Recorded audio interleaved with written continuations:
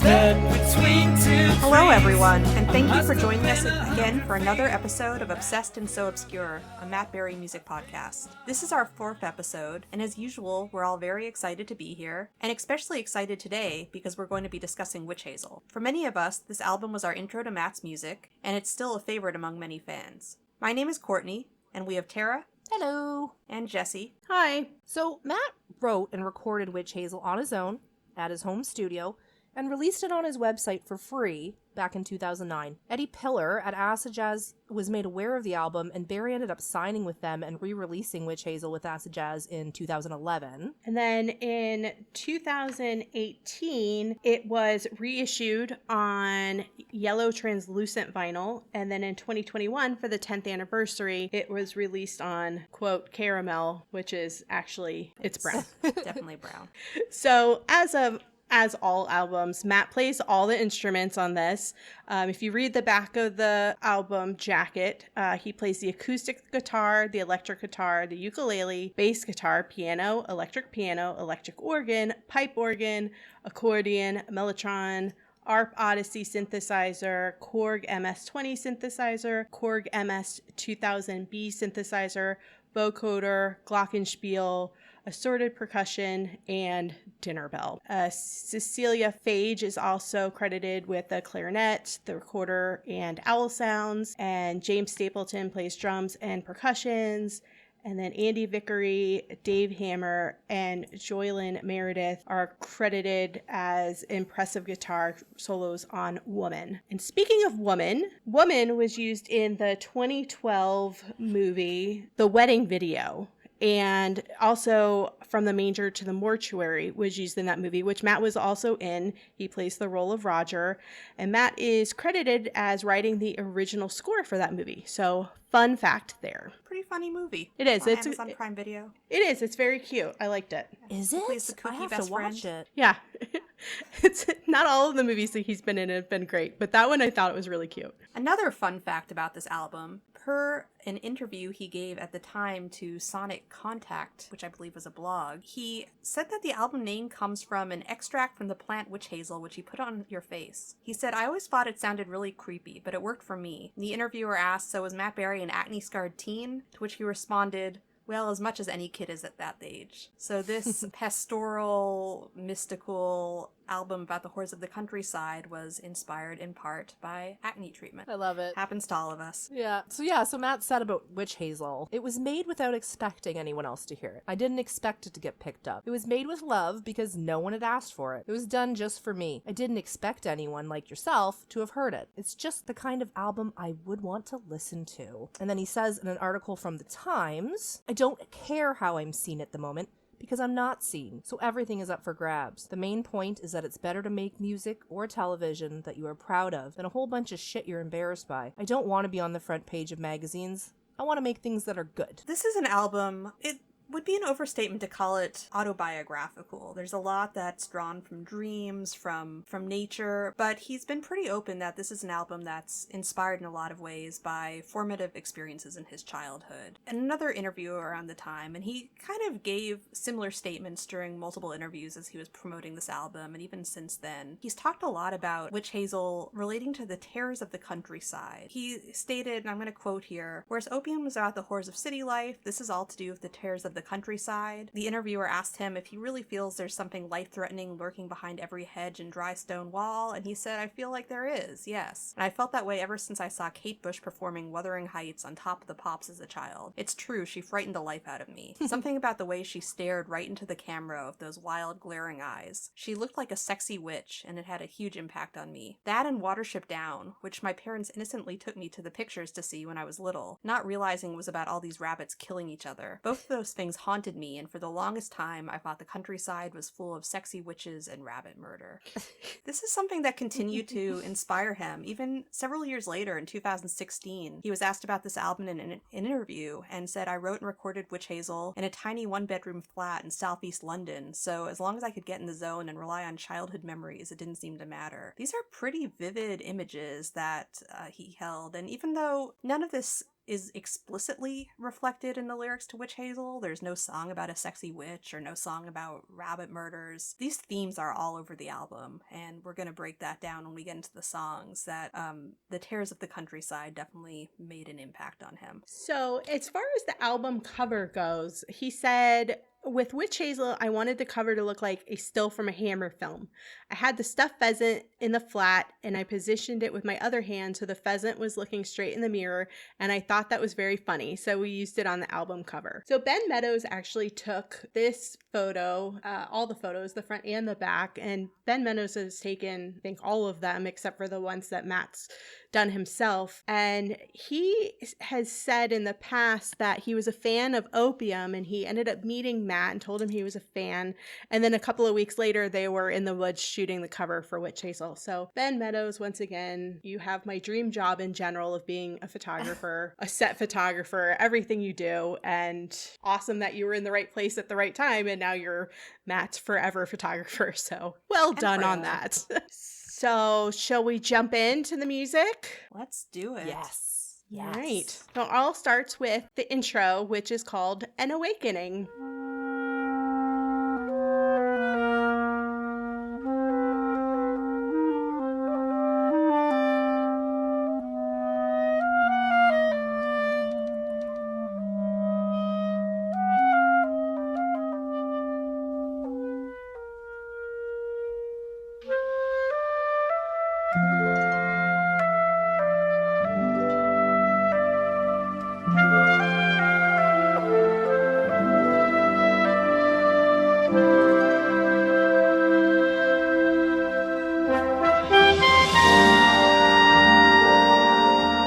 So I think for The Awakening, to me it sounds, I think it's really cool because it actually sounds like a sunrise to me. If you listen to it with your eyes closed, you can just picture the sun rising on a new day. And it's, there's clarinets and it just sounds triumphant, like a triumphant start to the day. Oh, I love that. I do love that. That's very good.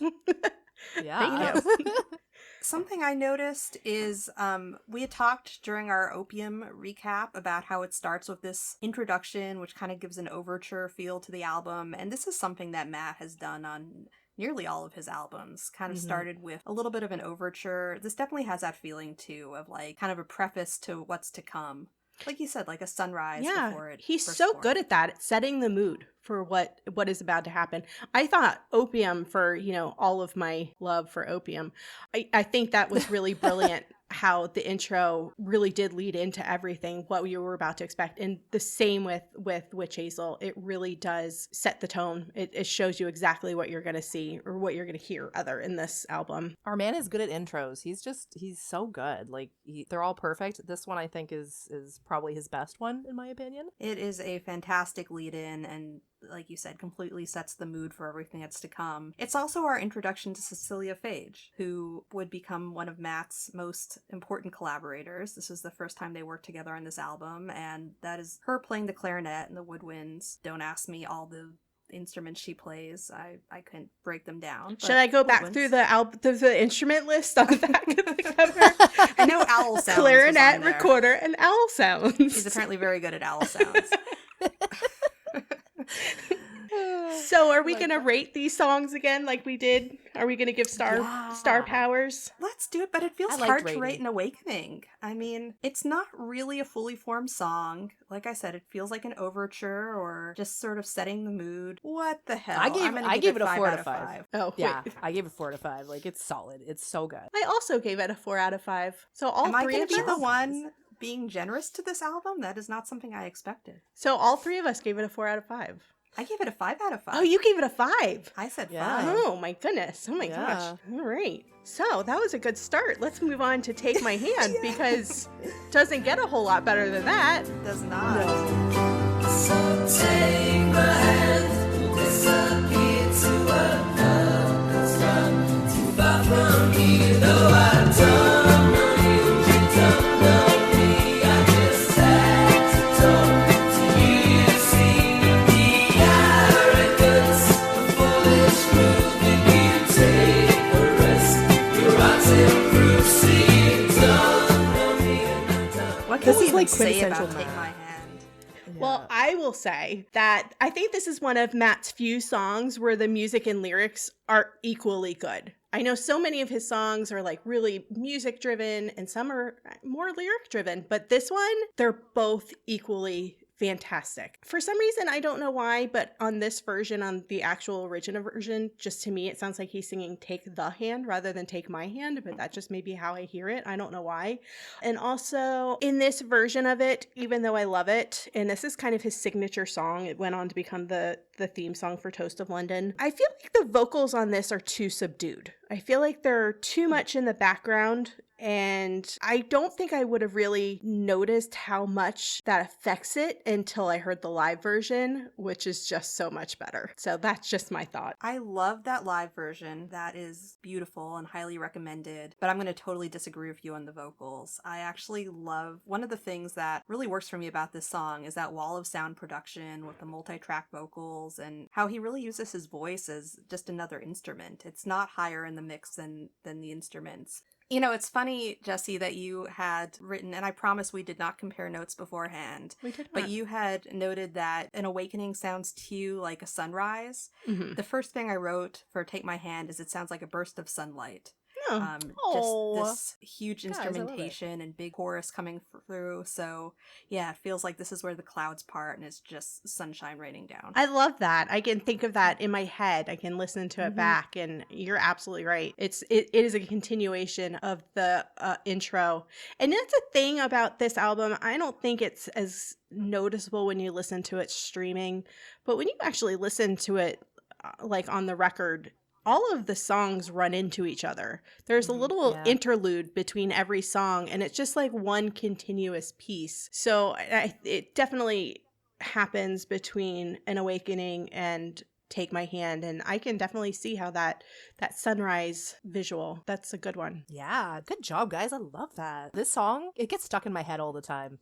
This is one of his songs that's like constantly on replay in my head. It's an earworm for sure. Yeah. It's kind of interesting to note how he hears this song because, as Jesse mentioned, and as I imagine many of you are aware, this is the theme song to Toast of London, one of Matt's best known roles. And in the AM PM playlist on Spotify, he actually talked about his process choosing this song as the Toast of London theme song. He said at that point that he wanted something reflective, melancholic, longing, and kind of sad. And I think that he's totally onto something that, while this is a joyous song, there's no question. It sounds like a burst of sunlight. It sounds like love at first sight, just set to music. But there is something kind of yearning and longing in the subtext there. It's about taking a risk, hoping that the other person reciprocates and not being sure that they will. It's very romantic. The whole notion of the song, Yeah. the lyrics, everything is super romantic. This is definitely my favorite song of his. I think it is. I don't know. Top 5 Ooh. for sure. Okay. I know it depends on my mood. I mean, you can ask me tomorrow and I'll tell you something totally different. But right now, because we're talking about Witchazel,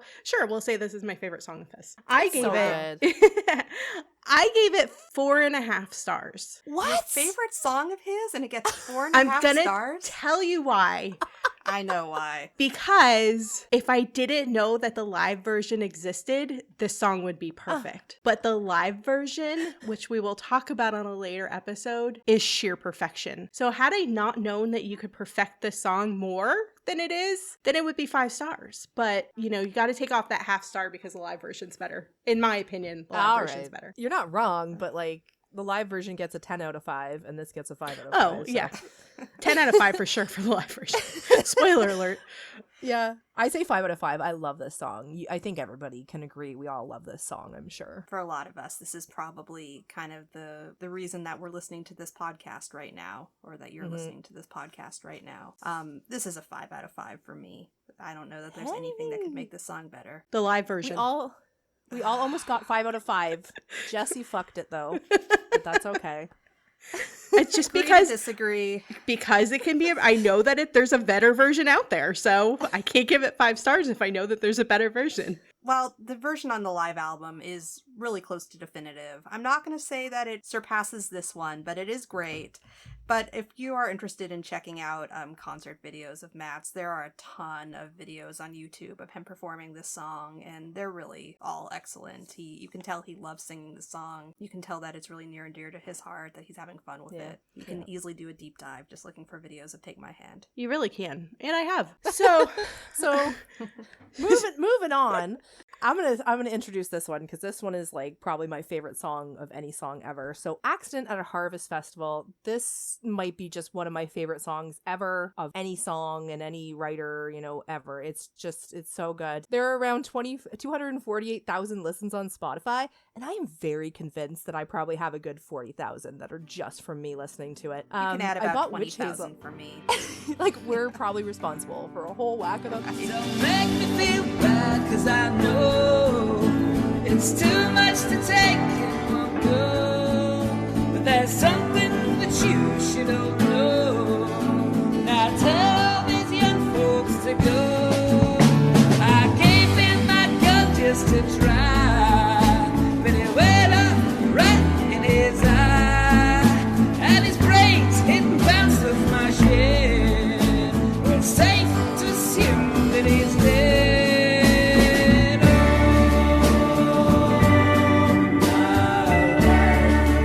It's a festival.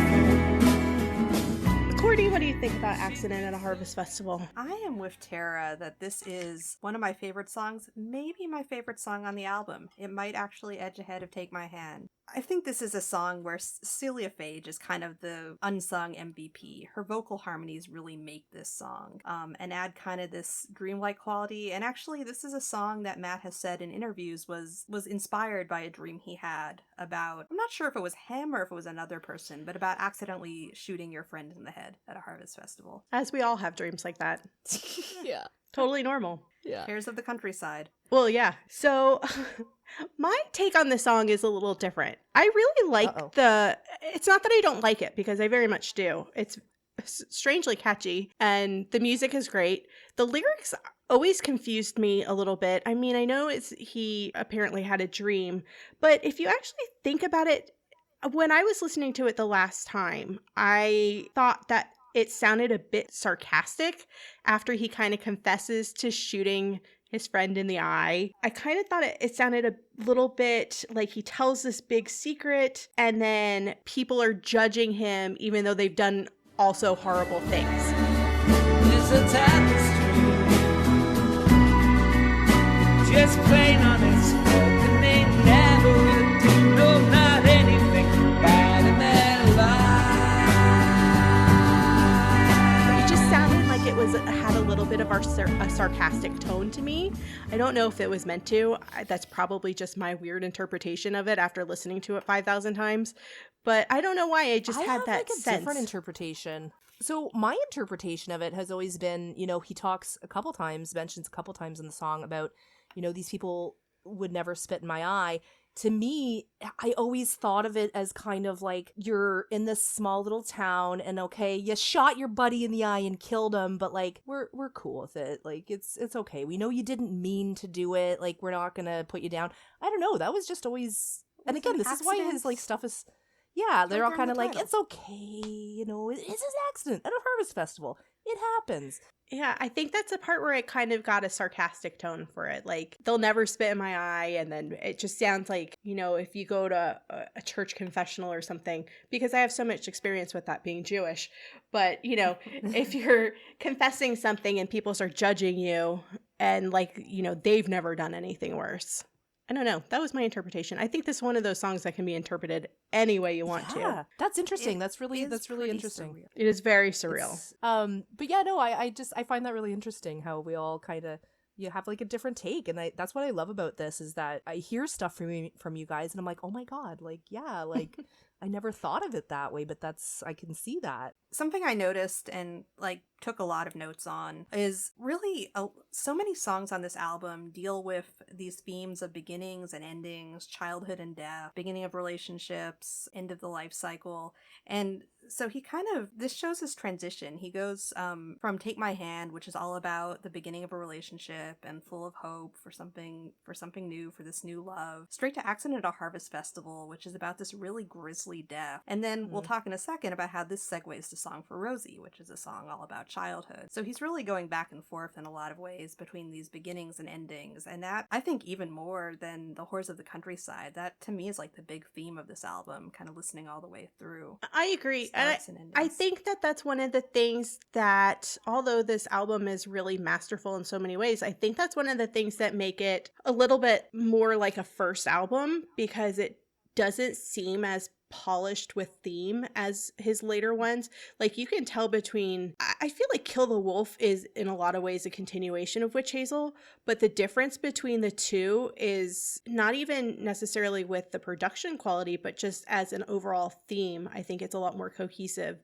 Witchazel still has some bits and pieces, odds and ends that don't necessarily fit with the overall theme, and definitely not Accident at Harvest Festival. That one totally fits with the theme of Terrors of the Countryside, but even Take My Hand doesn't necessarily fit.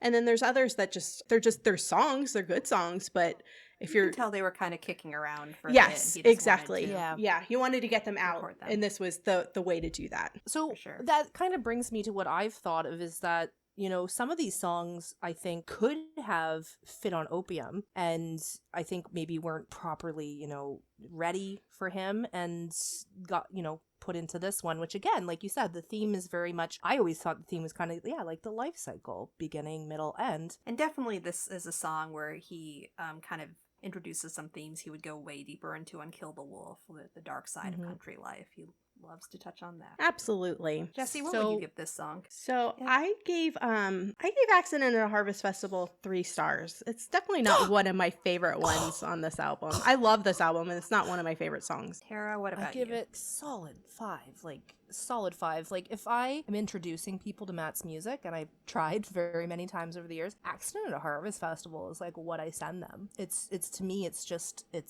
so good. To me, it's like perfection. So yeah, 5 out of 5. And I'm apparently doling them out today. I'm going to give this a 5 out of 5 as well. Yeah. But I'm not going to be so generous going forward. Because okay, you got it all out of your system now. I've got it out of my system, and now I've got to. Thank you for warning us. So the next song, Song for Rosie. Matt said it is a song for his niece. He says, for a while she was scared of everything, even her own toys. Her mom did put a penguin in the bath with her, and she was terrified. I wrote the song to make her feel better. So what a good uncle. We'll warm you by the fire as the storm brews outside. 1, 2, pull off my shoe. 3, 4, knock on my door. Keep you safe from the rain. You won't go out again. 1, 2, pull off my shoe. 3, 4, knock on my door. Rosie, you'll always be safe from harm. Your eyes are so clear and calm.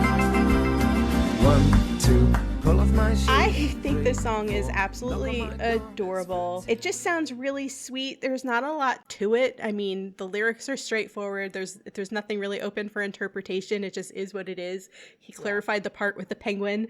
It sounds like it was written after a night of babysitting his niece. That's how it sounds to me. I just think it's really sweet and really cute. I love it. It very well might have been. I've always found this song kind of disorienting. When I actually sat down to kind of place why, I think it's the constantly shifting tempos. How it's like when you feel like you sort of have a grasp on it, it changes rhythm. And, you know, I found that interesting, that this is a song all about protection from childhood fears. But to me, at least, your mileage may vary, it feels a little unsettling. It feels kind of off-kilter. Like, you can't kind of sit with it. It's constantly shifting. I like that part. I like that about it, that it's constantly shifting, because otherwise I think it would just sound more like a nursery rhyme.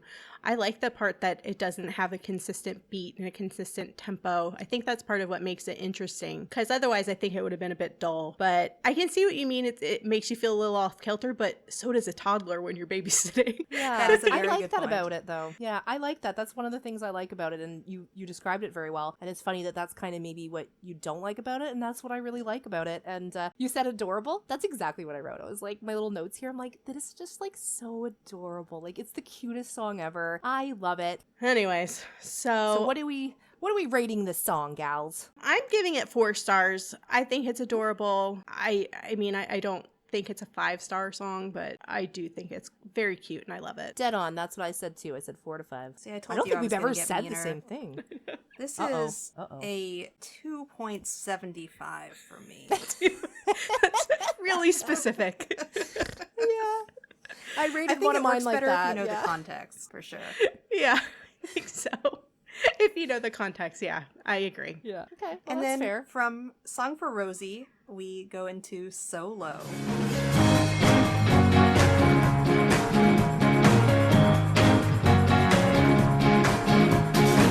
I got heaven above me. I got plenty of money. I got people who know me. I got no one to love me. I'm so low. I don't know. I should go.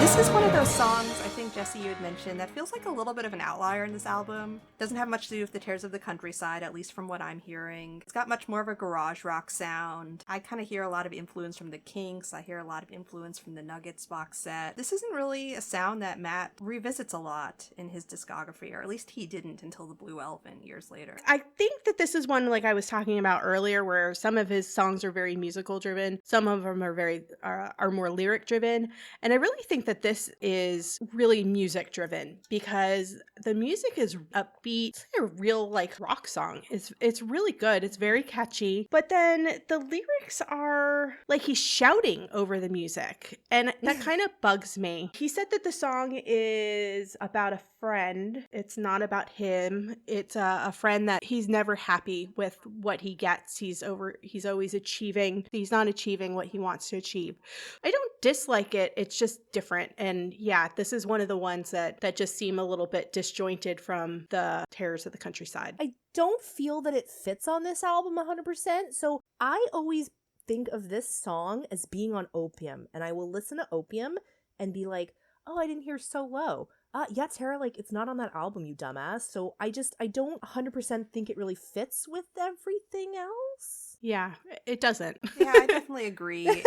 It doesn't work on this album, but just as a song standalone on its own, I think this is great. I think the lyrics, he's always said this is about a friend. I think he might protest too much. I can't know for sure. His vocals on this really work for me. Actually, I love the high energy shouting. You were talking about how the live version of Take My Hand is definitive for you. For me, the live version of this live from a festival on the Gather Up set is definitive. It's kind of faster, It's got higher energy, and it's something I'll actually play in the morning to kind of get myself going and get myself pumped up for the day.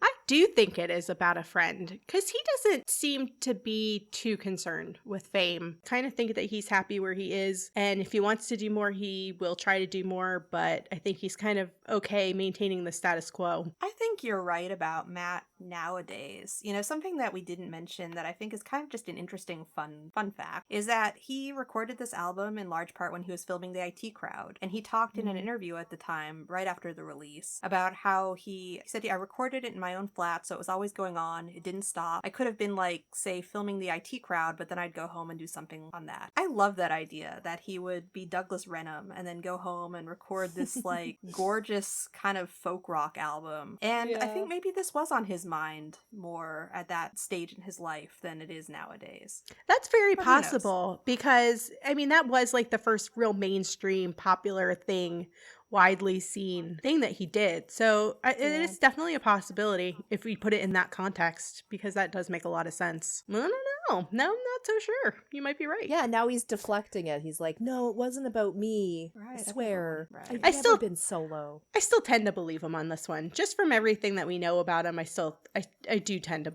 think that it was probably not necessarily about him. Of course, that raises the question of Who is the friend? Who is it? Which we can only speculate. Yeah. Yeah. Spill. So many options. We love to speculate, though. So We do. That's fine. I gave this one 3 stars just because I really love the actual music. I think it's a really good song just as a standalone song. It's just the shoutiness is what bothers me. That's why I couldn't rate it higher. 3 stars I think is not too bad. 4 for me. It definitely is a left turn on this album, but yeah, it just gets me going. It gets me pumped up. It's a great song to play in the car on your way to work. So yeah, 4 out of 5. I agree. I wrote 4 out of 5 as well. I think it's really good. Okay. So moving on. Look in my book. Moving on to songs which Ooh. aren't so good. Oh my god, what?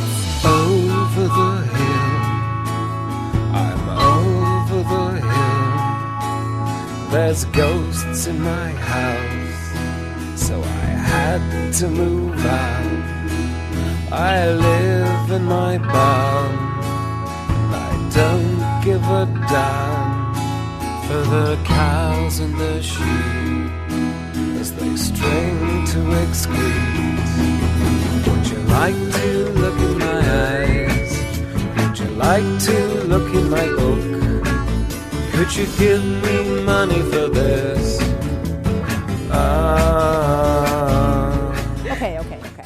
Okay, guys. I know that this isn't the best song, but like I've always really enjoyed it. I will like scream sing it at my husband quite frequently. Could you give me shekels for this? Like I just I love this song. I think the lyrics are just like it's I don't know, it's funny. Like the line, the cows and the sheep as they strain to excrete. It lives rent free in my head. I love it. And then I don't know if you guys noticed this, maybe it's just me, but right at the end, there's like again, it's right at the end, the song's going out. Matt says, I think he says, "Can we start it again?" Mm-hmm. And there's like a very Beatles-esque voice that I made says, that note too. Did you really? Because Yeah, he's like, it's like come a on, tribute to- what's wrong with you? Yeah. I'll start go again. Fucking hell, come on, what's wrong with you? It's right So- off an old Beatles album. Okay, so it's like Helter Skelter, where he screams at the end, "I've got blisters on me fingers." That's what it always reminds me of. That's funny. Totally. Okay, so I don't hate the song. I'm going to back off. It does showcase his talent for narrative storytelling. There is some great wordplay, but as a piece of music, this kind of falls flat for me. The vocals kind of drone on. The music never really feels like it fully takes shape. That thing at the end of the verses just feels kind of unfinished to me. Like he just ran out of words. The parts that work do work, but most of it doesn't work to me. So let's say too, so this song was written about a friend of his who actually had to move out of his house because his house was haunted. So he said that a friend of mine whose name I can't mention because he'd be really pissed off, had to move out of his house because it was actually haunted by ghosts. He was forced out of his own house, and I still find this an incredible story and think he's an idiot, but that's true. I had to kind of write about it, I guess. And then he also said much more sincerely in another interview that it is quite ridiculous, he concedes, but it's grounded in something serious. People move out of their homes because they have horrible neighbors. Why not because you're terrified of a ghost? And Yeah. I have to say, I would absolutely move out of my house if I thought it was haunted. Like, I don't want to know if my dog starts barking in a corner. I'm like, okay, time to pack. Let's get out of here. I want nothing to do with it. So I can completely sympathize with whoever this friend is. And I really wish I knew because I would totally move into the barn. Just assume that when my cats are batting at nothing, that they're just playing with ghosts. I just made my peace with it. I made your peace with it. I do not something- House believe- is full of ghosts. Yeah, no. Yeah, no, I don't believe in ghosts, but at the same time, like, if I ever started getting, ghost activity in the house, no, I'm gone. It's not happening. It'll ruin your life. Yeah, I get that. I'm a pretty firm believer in the supernatural. So Okay. it scares the crap out of me. So I think this song I agree with Courtney. It's like two different halves. Like the first half, we know what it's about. It's about his friend who moves out of his house because his house is haunted. But then I don't understand the lyrics of the second half. Like the look in my book and what you said, will you give me shekels for this? It may have meant something to him when he wrote it. I mean, obviously it probably did, but it doesn't come through. Like it's not a song where I can even interpret what the lyrics mean because they just don't really mean anything to me. They're sort of gibberish. My best They guess is are that it's about gibberish. writing a story of what happened and seeing if anyone will hear the story about being kicked out of your house. But yeah, Yes. it takes you a while to get there. That's a good That's- theory. I like that. That's Will what you give me I've money for always this? thought. Yeah, like I've always thought it was like a book. Like I've written this book. I never pieced it together to be about the haunting, but that's very good. But just like I've written this book, give me shekels for it, please. Like I need the money. So that's how I've always seen it. There's a man in the hall. Doesn't live here at Don't all. know. Yeah, like don't know him at all. Don't know him at all. That's what it is. Yeah. I don't know. I don't know. It's just the whole. Because he's a ghost. That's why He's he a doesn't know ghost. He him, 'cause doesn't he's know a that ghost. guy. Who the fuck is this? I mean, I think obviously that's what it is. He's a ghost, but it kind of, I don't know, it bounces back and forth between things. It's just, Yeah. it's a little miscombobulated, I think. It's nonsense. I love it. It's nonsense. Like I give it I know that you guys are not going to like this song and that we are going to be very different in our ratings because I give it a 4.5 out of 5. Wow. Oh, well, that's not Yeah. bad. I thought you were going to give it a 5. I gave it a 3. I really like the first half of it. I like that it's a story about a friend. I like that. I like that he explained that and he actually admitted that that's what it's about. So it's not all bad. I think it's a little disjointed. Yes. 2 out of 5 for me. It's a cool idea. It Yeah. doesn't quite work. I think that's fair. Moving on to The Pheasant.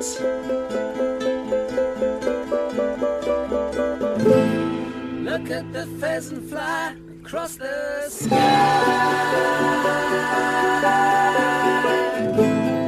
Flying so high, such a beautiful sight.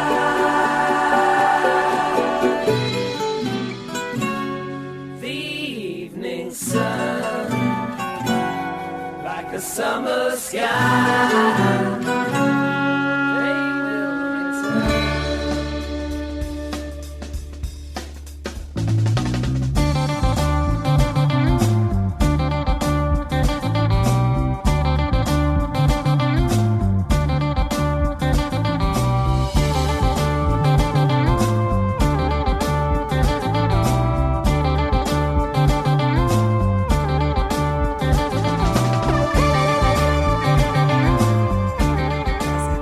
What can we say about The Pheasant?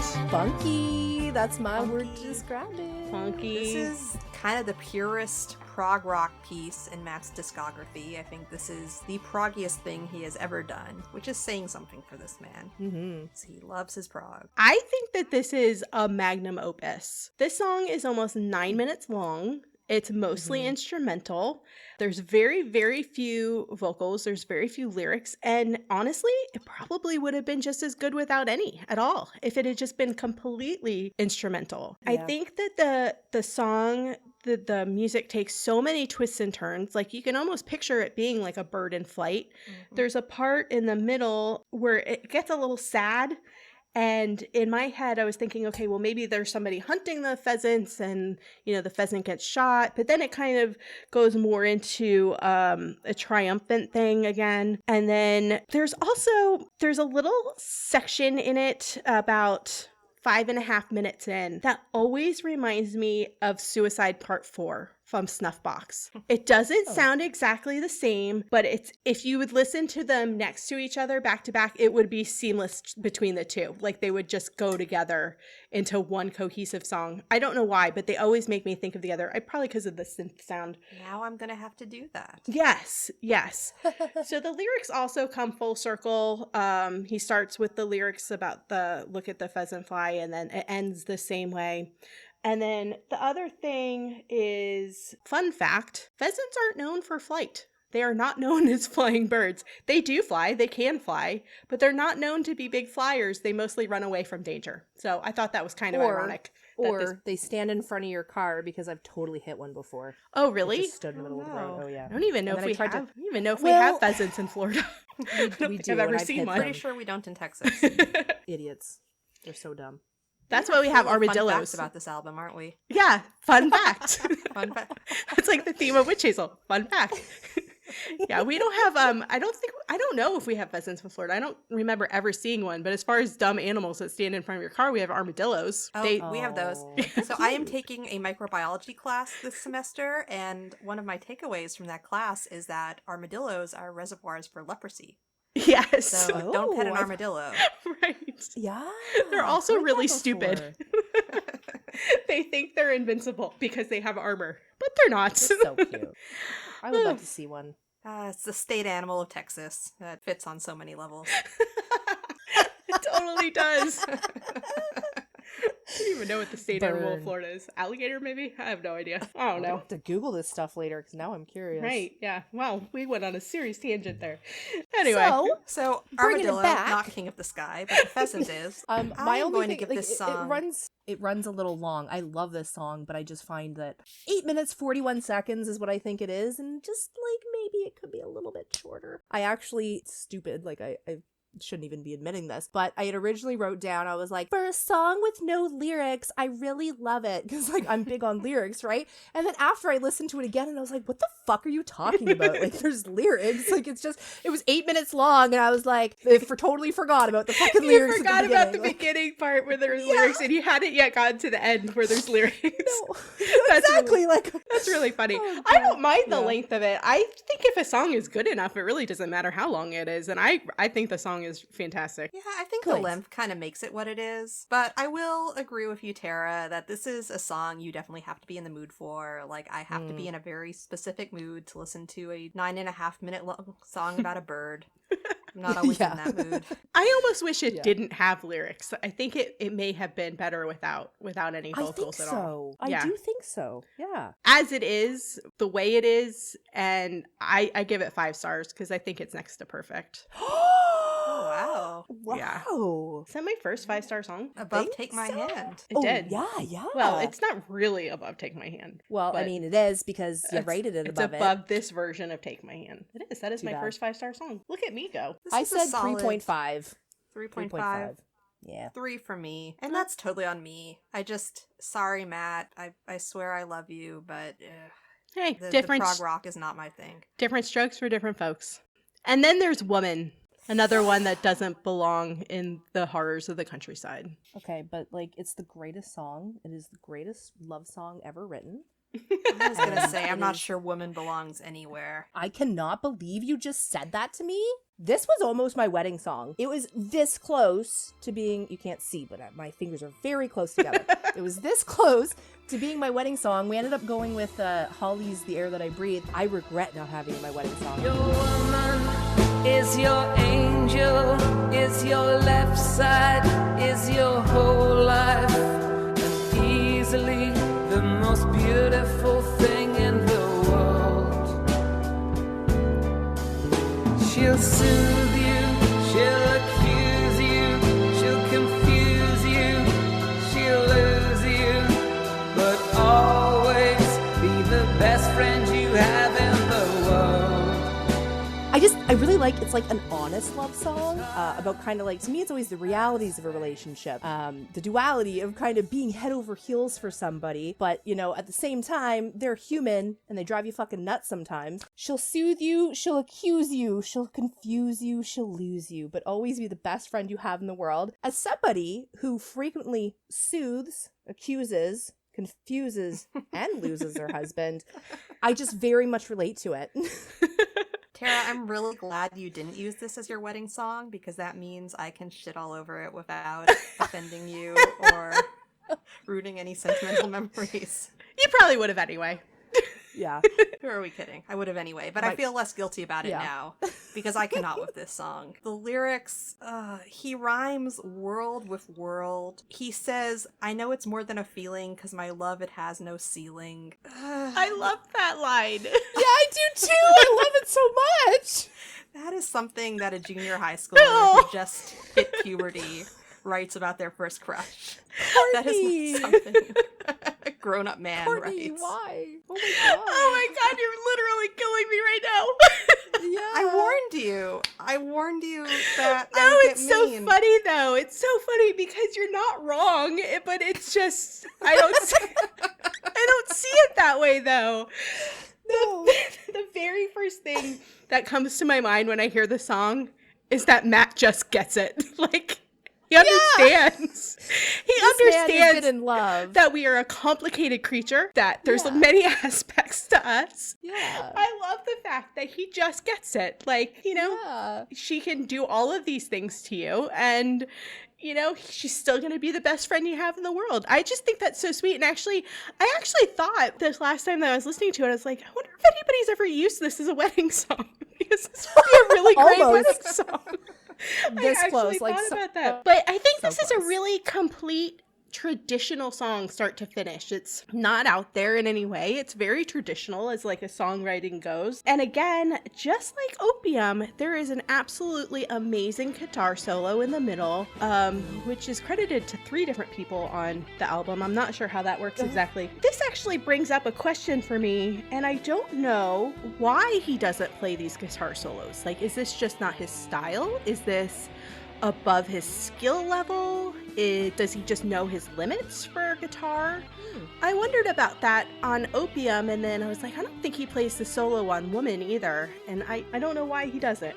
So I would love to know that. I mean, there's some pretty impressive guitar parts on the Blue Elephant, which he played himself. So I think he's definitely got the technical skill. He's never really seemed, I don't play guitar, I don't really know much about guitar, but my layperson's opinion is that he's never seemed like a very flashy guitarist.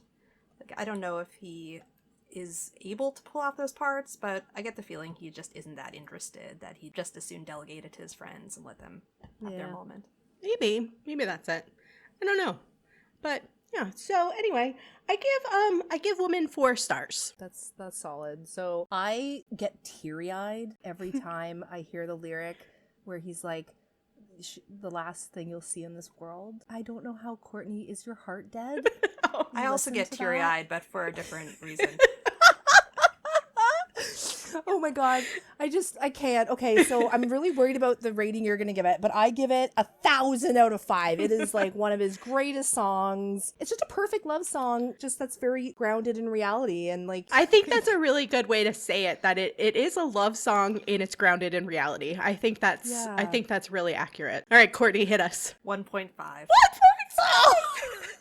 1.5, and it gets that half point because musically I'll concede this is kind of a cool song. I actually wrote in my notes cinematic Bond theme feel. This feels like a movie theme to me. I think it's fitting that it actually was used in one of the movies Matt was involved with. Something I've wondered about this song, we know that Matt is good friends with David Arnold, who is, I believe, the arranger who's currently kind of in charge of the Bond music, and I wonder if there wasn't a little bit of his influence maybe coming through in this song, because it does have a very big screen feel, and I would like it a lot more if it was all instrumental. Sorry, I know I'm gonna get hate mail. oh my god! Bring it, haters. What the fuck are you saying?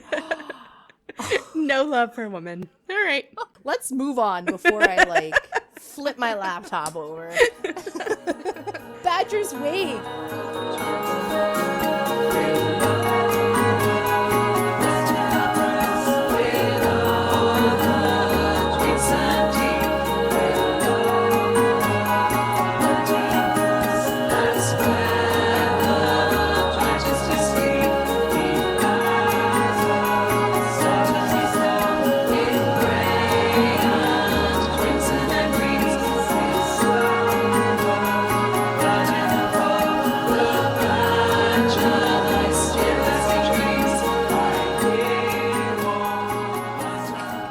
Fun little song. I like this song. See, this is except for the spoken word, which kind of brings it down a point for me. This is one of my favorite songs that Matt's ever recorded. I find this song so good. Absolutely beautiful. I don't know. The song has a real a real Wicker Man sound, and this is very much belongs on this album. The thing for me is that I think there's a real contrast between the music and the lyrics. Like, the lyrics are literally about a badger in his den taking his last breath. So, a really kind of serene scene, but the music is super chaotic. So I don't know if it really goes together. Maybe that was what his intention was, but to me the music sounds very chaotic. The vocals and the spoken word part are almost drowned out completely by the music. It's really hard. It's one of the few songs that are hard to tell what exactly he's saying. His lyrics are usually fairly clear. You don't have to go to like Lyric Genius or whatever. But this is one of them, and it's mainly because you just almost can't hear them. I don't know. Maybe that was the point. Maybe it was to give two halves of this badger's life, like the chaotic part and then the part where he's kind of like dying. Oh, that's interesting. I like that interpretation. That sort of chaos and those parts playing off of each other and the interweaving vocals and the guitar weaving in and out, that's actually a big part of what makes this song work for me. Like, it feels to me like a ritual chant or a funeral dirge. I almost have this visual. This is maybe very Watership Down in and of itself, but I almost picture these like forest creatures coming together to send off the badger and like sing him off with this song. Yeah, I can see that. I should note here, by the way, that when we were looking for quotes on this song, Matt's never really said a whole lot about it, but when he was asked why he uses so many woodland creatures in his songs, he answered, quote, "I've always just been very fond of woodland creatures. They would appear in whatever I did." Felt like that was worth a mention because who doesn't love woodland creatures? Except for armadillos. Armadillos could go fuck themselves. Are they woodland? I don't know. I guess they are, sort of, depending on where you live. For me, they would be woodland. I think they're adorable, but they're just dumb. They're leprosy reservoirs. Anyway, I digress. All right, so Tara, what did you have to say about the Badger's Wake? I really like it. It's I never skip it when it comes on. I give it 3.5 out of 5. Courtney, what do you give it? This is a 4.5 out of 5 for me, and the only thing that keeps it from being a perfect 5 is just that spoken word, which, it's not horrible. It just doesn't feel needed. Kind of disrupts the song a little, so that's the one thing keeping it from perfection for me. I gave it a 3. I just kind of feel like it is what it is. It's not bad. There's things I feel like don't really make a lot of sense in it. It also could have been the intention, and I just don't really know what the intention was. So, moving on to the elephant of the record. Is it okay to call it an elephant? Yeah. Rain Came Down. How the rain came down from underground. I was so scared and I tried to hide it. Never before had I seen anything like it. Don't blame me, this. I think it's a really excellent song up until quote unquote Paul McCartney comes in around 2 minutes and 40 seconds. I think if the song just ended before that, it would be one of Matt's classics. It's good until the Paul McCartney part. So I always knew. Like, again, I've been listening to Witchazel since it came out, basically. And I always knew deep down that, like, that's not Paul. It sounds too much like an impression of him. And, was Paul McCartney really gonna go on Matt Berry, before he was, famous, his album? I don't think so. But Matt was just adamant. He did all kinds of interviews that it was Paul. And I was like, well, it must be true. Matt wouldn't lie to us. And so I just kind of, like, sort of believed it. And so here's an interview from Wales Online UK where Matt explicitly states that Paul sang on the record. And again, this isn't the only interview. He talked about this a lot. So here's a little excerpt from the interview. However, Matt, 36, who plays every instrument on the record, admits he pulled off a serious coup by getting a former Beatle to sing backing vocals on one of the songs. When we started recording, I drew up a wish list of 4 people I wanted to be on it, one of which was Paul McCartney, he said, refusing to name the other 3. So I gave it to the engineer I was working with, told him to try getting in touch, and promptly forgot all about it. Next thing I knew, this emailed MP3 pinged into my inbox quite out of the blue, and lo and behold, there was Macca singing along to my track Rain Came Down. And the multi-million selling music legend sounds like he had a whale of a time grappling with the admittedly odd lyrics. Yeah, so that was really something, chuckles Matt, just short of pinching himself. I certainly never expected it. So then there's an article in the Irish Times that talks about it too, where it says the UK national papers have reviewed this as being McCartney, but in my opinion, it is not. Some people think it's an impressionist, is all Barry will say when he's asked, and some people think it's an actor/comedian from Liverpool with a funny name. Why do all you animals go to extremes when you could be living?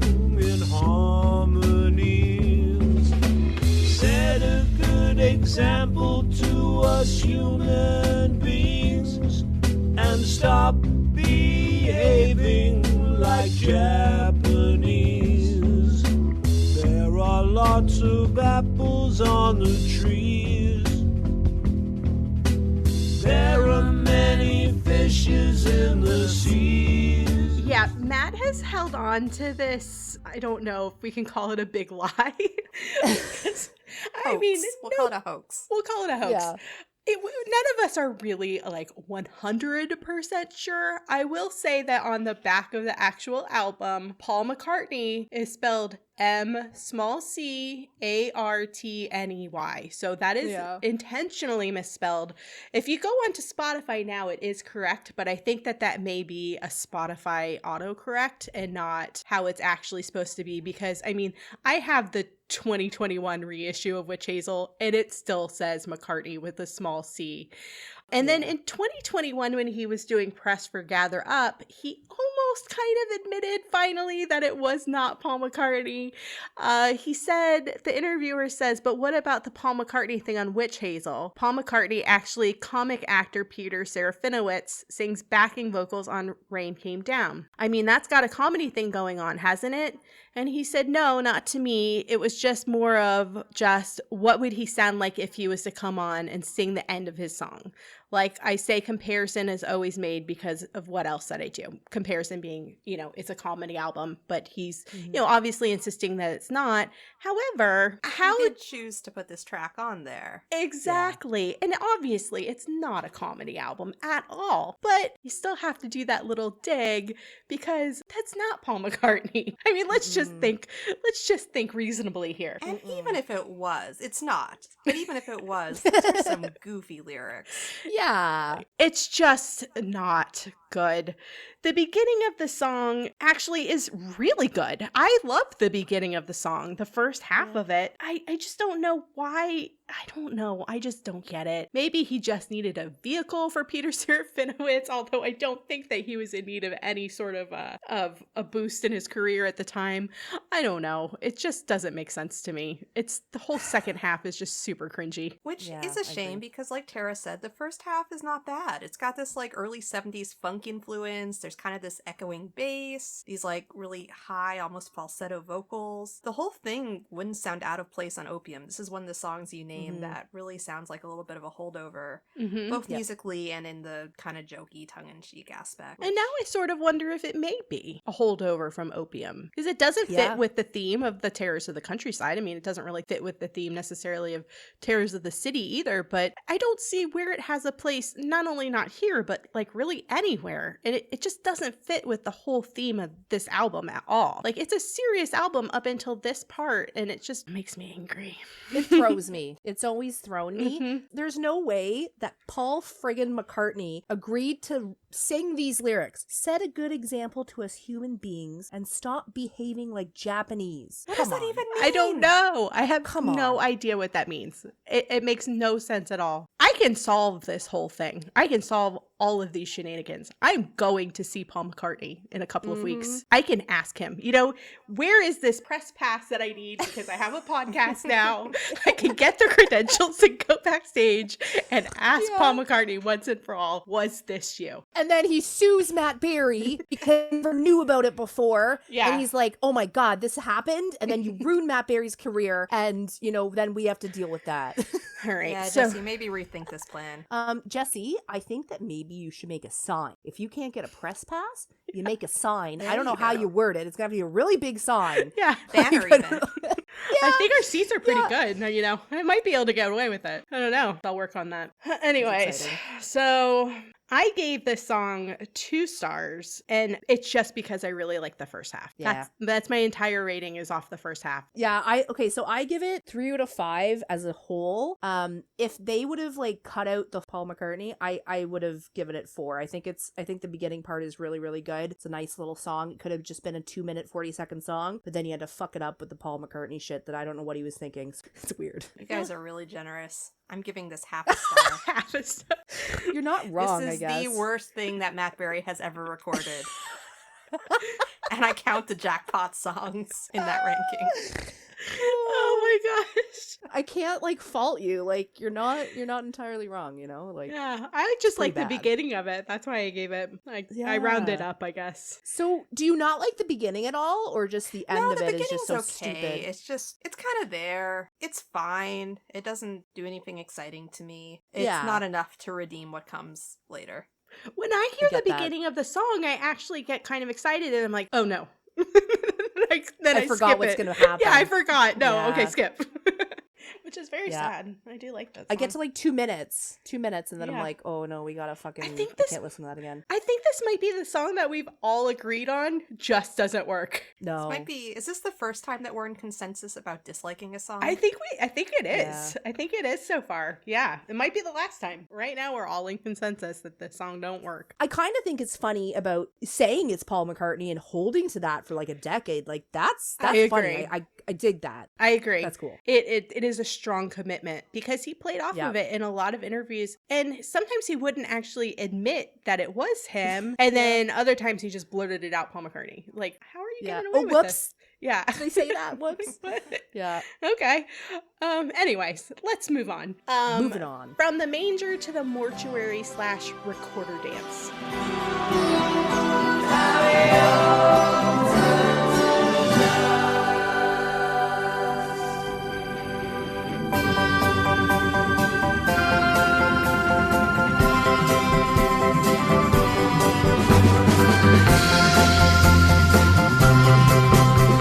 This is like the most overt expression of that theme I had mentioned earlier, beginnings and endings and stages of the life cycle. This is all about stages of the life cycle. I think this song is really cool. It's kind of less of a song than a sound collage, but it has a Yeah. great, sort of discordant feel to it. We talked about some of the earlier songs in this album feeling a little off kilter. This one feels kind of that same way to me, sort of off kilter, but in this case it really works. It feels like a horror movie. Yeah, I totally agree. That's it feels unsettling, but in a good way. Yeah. Exactly. Yeah. I love that description of it. That's so accurate. Yeah. Yeah, it's got a really good slow build to a fast paced chaotic tempo, and definitely it's about the life stages. I mean, even the title "Manger to the Mortuary," it's from cradle to grave, and I love the description of a sound collage because that's really what it is. It's just a compilation of sound bites.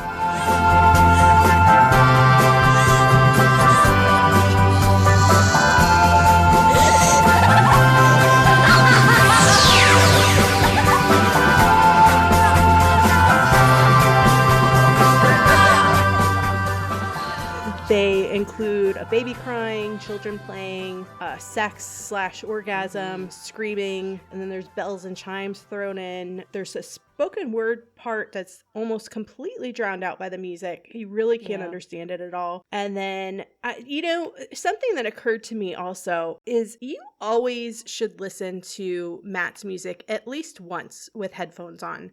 Yes. Because you will always hear things that you can't hear otherwise. Like this one at the end, it switches between the left and right channels when he's Oh. speaking, the spoken word part. And you hear him in the left ear, you'll hear him in the right ear. Oh, I didn't know that. And exactly, and it's a really cool little feature. And unless you're listening to it with headphones on, you won't hear it. The Blue Elephant also very important to listen to that one with headphones because there's a lot of Really? yeah. His music has so many layers that if you're listening to it with headphones, you will always pick something up new that you didn't hear before. Even if you listen to it with headphones all the time, you still will pick up new things that you didn't hear the first time around, or even the third time around. It's really cool because it's just there's so many things going on with it. I've he never loves to listened play to any that. of his stuff with headphones. It's always either on Spotify at work or Spotify at home or on vinyl. Yeah, So listen that's interesting. with headphones for Do sure. yourself a favor. I actually wrote the same, and I wrote that during that part where he's panning back and forth and saying each line in each ear, it feels like you're surrounded. It just reinforces that horror movie feel for me, like he's closing in on you. Yeah, that's what makes it feel so unsettling is that he's Yeah. like, is he here? Is he here? He's in both places. Yeah, Oh, it's a man. really cool little effect. I'm gonna have to listen to that song specifically right after this with headphones. I love this. I think it's like a really fun adventure, and again the whole theme of it, the sexy sex noises I've always really thought was funny, kind of interspersed with like the baby crying, and again like you said, like I always took it as like kind of wedding bells. Yeah, I think this is very, very interesting, and I give it a 3.75 out of 5. I think it's really close to a 4, but it's like you said, it's kind of sound collage. It's not necessarily like really a song I will go out of my way to listen to, but I enjoy it when it comes on. I think the bells thing, I think it's wedding bells / church bells. It reminded me of both, things that would happen in a church, like weddings and funerals, that kind of thing. Yeah, exactly. Maybe like a christening or a baptism, something like that. Yeah. I agree. It's less of a song, more of a sound collage. I love that description. I know. That's so good, it was Courtney. really good. So I gave it 3 stars as well. I think it's very interesting and I think it's very unique, but just as like a listening experience, it's a listening experience, I can say. Yeah. But, not something I want to listen to every day. What do you give it, Courtney? I'm going to give it a 4 out of 5. It's not something you feel the need to return to a lot, but it does feel very immersive.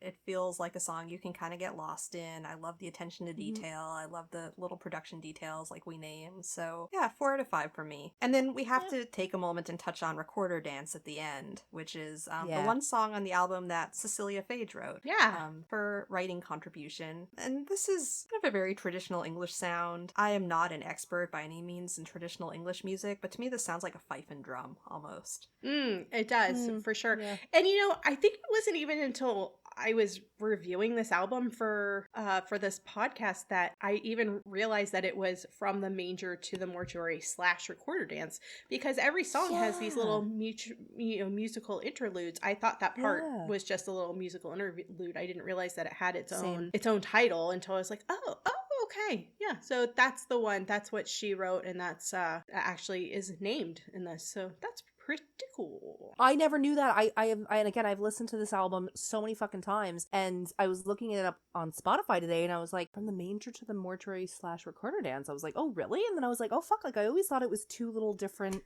songs. So and I saw it on Spotify like that, and I was like, is that right? No. Is it / recorder dance? And then I pulled out the record. I was like, oh yeah, look at that. Shit. I did the exact same thing. Way to pay attention. Same thing. I don't know how I missed that. We never said we were bright.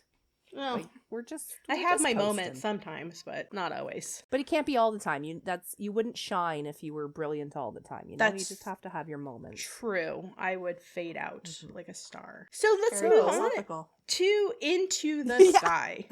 What did you say? I said that's very philosophical.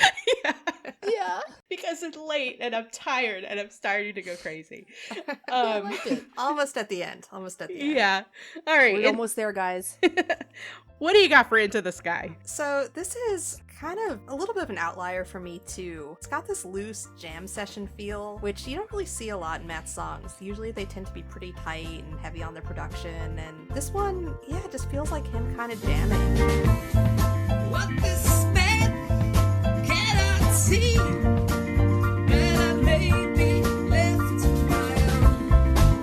Oh no, oh not me, no, man. He's singing at the higher end of his vocal register, and I get the feeling that he's trying for a soulful sound. Sorry, Matt, to me it sounds a little strangled, like he's just overestimating his vocal range a little much. But the lyrics here are pretty interesting. He brings up that King of the Sky line again that he uses in The Pheasant, and he also talks more about deaths, more about beginnings and endings, more about life stages. He sings, when you bury me in the ground, make sure I'm making no sound. Talks about dreams that I could fly, now that's faded into the sky. So it's an interesting song because in a lot of ways it ties together what he's doing lyrically with this album, but the song itself sort of doesn't register much for me. Yeah, that's almost exactly what I said about it. I also said that the vocals sound almost strangled, like he was trying to impersonate the vocal styles of somebody else, but it didn't sound like him.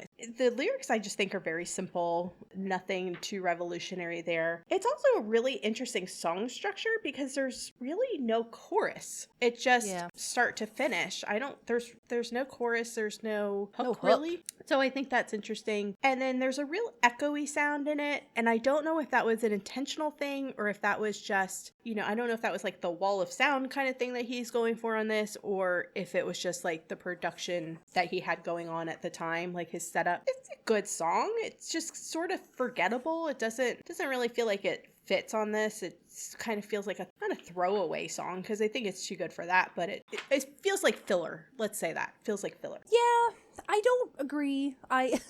Sorry guys. I really like this song, and you said, Courtney, you said the exact quote that I wrote down is, when you bury me in the ground, make sure I don't make a sound. I love it. I love the theme of death, and Matt, I obsess about death as well. So I just really like this whole album, and you know how kind of hyper focused he is on it, and I just really like this song. I always have. I will never skip it. I give it a solid 4 to 5.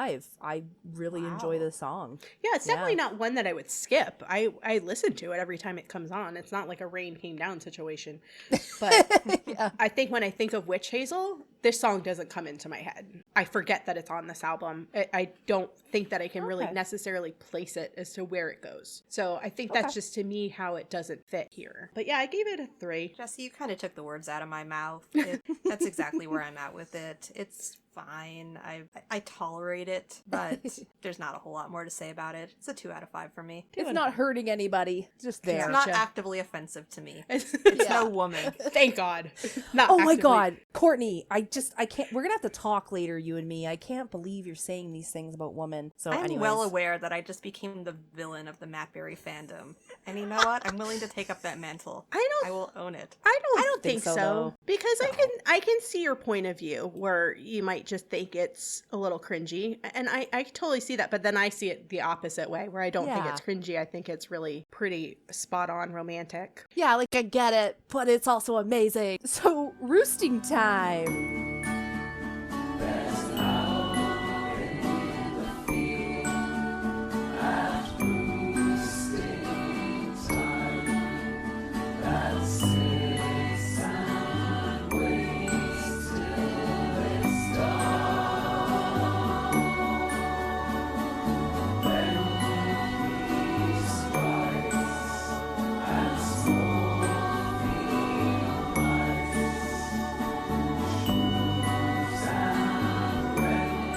I just say that this is appropriately named because it puts me to sleep. I think it's like a lovely little lullaby at the end of the album. I like it. It's all right. Which is so funny because the lyrics are all about more death in nature and more horrors of the countryside. It refers to the time when the owl strikes at smaller animals and takes them as its prey. So it does have that lullaby feel until you listen to the lyrics. And then it's brutal. And then you're like, this is horrific. Well, for me, this is a tale of 2 different halves.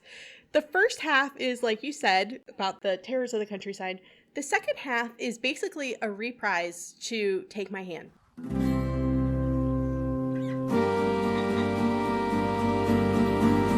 So take my hand, we'll disappear to the world's mind. Too far from here, though you don't know me, I sure know you.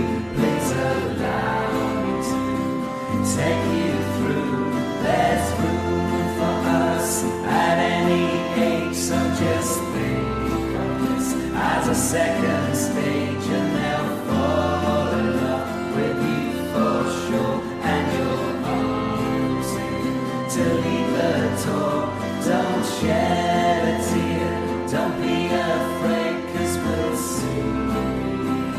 soon be safe, and I'm holding you all the way for a brand new life that starts today. It's a third long lost verse, and I love it, and I wish that this was actually used as a third verse for Take My Hand. Oh. It says, so take my hand, we'll disappear to a pub that's not too far from here. Though you don't know me, but I sure know you. Please allow me to take you through. There's room for us at any age, so just think of this as a second stage, and they'll fall in love with you for sure, and your heart will sink to leave the tour. Don't shed a tear, don't be afraid, because we'll soon be near, we'll soon be safe, and I'm holding you all the way for a brand new life that starts today. Does it get any better than that? I don't think so. That's better than the lyrics for Take My Hand.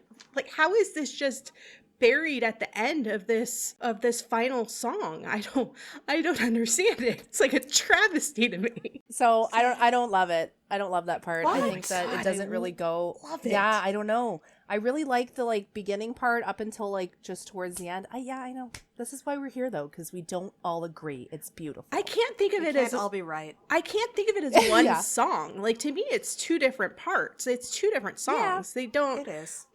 Yeah, I don't know. That's the thing. Like as a whole song, it just kind of throws me. It just goes in another direction, and I'm just like I was having a nice little lullaby about like the murdering owl and stuff, and like now you've gone another tangent. So I just, again, if it was different, if it was like different songs or whatever, it would be totally fine. But again, it just, the structure of it kind of throws me a bit. Yeah, I totally get that.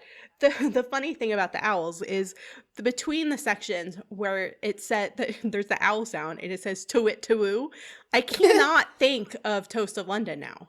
I can't think of Tawny Owl Iced Tea. And this song was well before Toast of London was written. But every time I hear to wit to woo, that's just all I think about.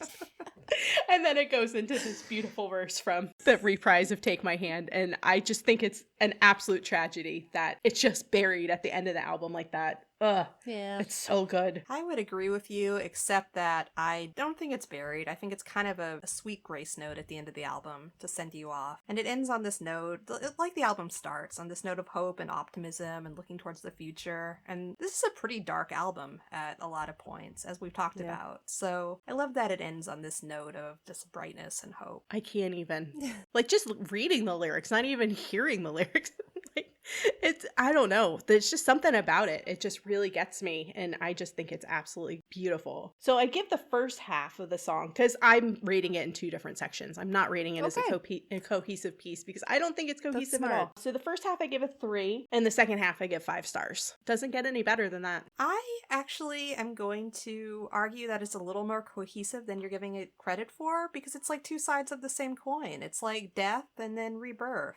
Okay, Like I get that. fatalism and then hope. Yeah, that makes sense. Maybe I'm overthinking it. That's entirely possible too. That's what we're here for. Exactly. This is a 4 out of 5 for me. It doesn't land with the impact that some of his other songs on this album do, but I think it is a really beautiful, pretty little song. I give it 3 out of 5. I think it's good. I think the whole album is really good. I didn't give anything under a 3. I think as far as an album goes, I think it's his masterpiece. I'm sure that other people will agree with that. It's perfection, and there's really nothing that really strikes me as bad except for Paul McCartney, but we've been over that, so we'll just drop that. I would love to give him a pass on that one, but I just don't think But It's hard. I think this has so many amazing qualities to it. Just the pheasant alone, I think, is such an amazing achievement. He wrote this album and recorded it in a 1-bedroom flat in London. Yeah. Can you imagine? Like, and he mixed it on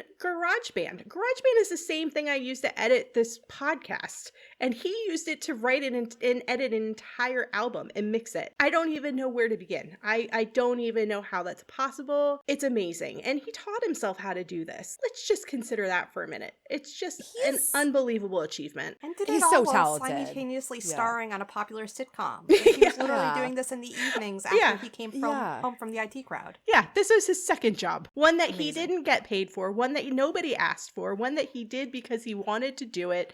Never thought that it was going to get picked up for any sort of a record deal from it. And it did. And it's just, I think it's an amazing achievement. I think the album definitely has flaws because it's like one of his first albums. So obviously it'll have flaws. And you can just really tell how he progressed and how masterful he is now as compared to listening to some of the stuff in the beginning. And even though it's so good, it's just so much better now too. But overall, I mean, I give Witchazel, I think, 4 out of 5 total. I think it's just a really, really good album, even with faults. And you've probably figured out that I'm a little more down on this album than both of you, which isn't to say there isn't a lot that I love about it. When this album works for me, it really, really works. But the parts that don't work really, really don't. I think the highs are very high and the lows are pretty low. So I'm going to give this a 3.5 out of 5. That's fair. We all have different opinions of it. I'm changing the rating, and it's 10 out of 10. And just, I'm sticking with that. Like, it's just, it's my favorite. It's 10 out of 5. As far as fractions go, 5 out of 5 I know, is the same it's as 10 out of 10. Yeah. They're both 100%. But 10 out of 10 sounds better because there's more stars involved. Yeah. there's 5 more stars than your, no, it's just I listened to this album so much, and I've listened to it again probably more than any other album that I've ever listened to, and I'm so it's gonna sound really corny, but I'm just like so thankful for the album because it's really been a soundtrack to a lot of my life, and I think that's kind of why I have a lot more love for it, because again, it's been a decade. I may seem horrified, and I am, but I really appreciated hearing your guys' opinions on everything. Not on Woman. I will never forgive you for Woman, but it was really interesting. I'll never forgive you for Jet Setter, so now we're even. I will say you're definitely even. That was the same amount of horror and confusion. Well, everyone, that's our episode. It means so much to us that you're listening in. We would love to hear your thoughts on Witchazel. We know it's a fan favorite, and we hope to hear which are your favorite songs and what the album means to you. As always, you can follow us at Obsessed Obscure on Instagram, Facebook, Twitter, and TikTok. Until next time. Me and Christopher Lee, I think my heart now beats for free.